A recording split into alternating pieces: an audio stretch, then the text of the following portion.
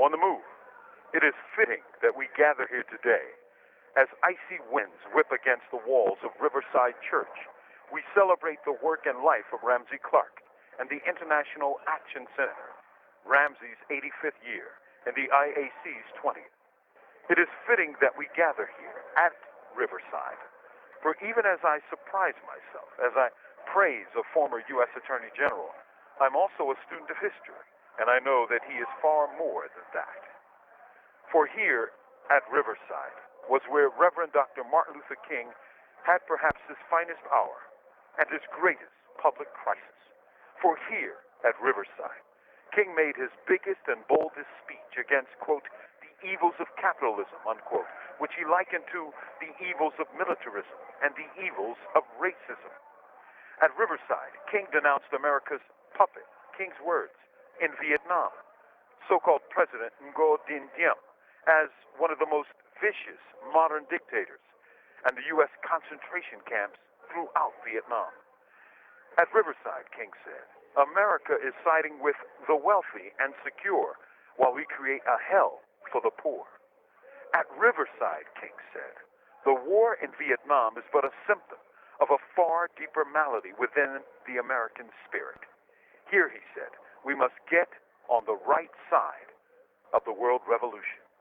He said that here at Riverside, down by the riverside, oh yeah. And although he felt lifted by his speech, the liberal elites went on the attack. Whitney Young, a leader of the Urban League, condemned him. The New York Times called his remarks reckless. The NAACP put out a resolution saying civil rights and peace movements shouldn't be linked. Black columnist Carl Rowan, working with the White House, wrote an article designed to, quote, take out King, unquote, as a dupe of communists. And the Washington Post, long the house organ of the CIA, wrote a blistering editorial saying, in part, that King's speech was unsupported fantasy. Further, that King has done a grave injury to those who are his natural allies, and an even greater injury to himself. Many who have listened to him with respect will never accord him the same confidence. He has diminished his usefulness to his cause, to his country, and to his people. And that is a great tragedy. And those were the liberals. Fast forward, 2013. Today, gala celebration for Ramsey Clark's 85th birthday and the 20th anniversary of the International Action Center.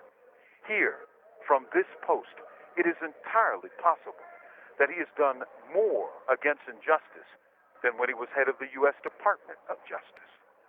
For here, at the IAC, we find the strongest voices against the evils of racism, the evils of militarism, and the evils of capitalism, as King said here at Riverside. When millions of people were in the streets in the spring of 2003, the IAC was holding rallies, putting out leaflets, manning and womaning websites, staging protests against the coming Iraq War. Who was on the right side of history, George W. Bush or Ramsey Clark in the IAC? When the bombs were being readied for Afghanistan and the White House was swearing vengeance, who dared to stage rallies predicting disaster? Abu Ghraib, Pakistan, Palestine, drone strikes, and wild Islamophobia fueled by fear and ignorance. Who opposed these developments at every step? And as capitalism sent jobs abroad, hollowing out the middle class, causing dystopian hells in inner cities, who raised their voices against the prison industrial complex and the death industry of death row? Ramsey Clark and the organization he helped found in 2 small rooms of his law office, the IAC, 20 years ago.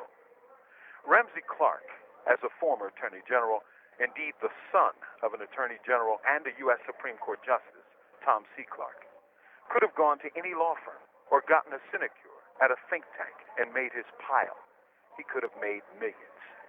But he took some of the toughest cases in the nation and with IAC fought some of the toughest battles against the might of the empire is telling and high tribute. A final thought. If King were alive today, he'd be a year younger than Ramsey, 84. But where would he be? At a vast, multi-million-dollar cathedral in Atlanta? Or at that place where he could speak his heart's truth, where his spirit and his politics merged into one.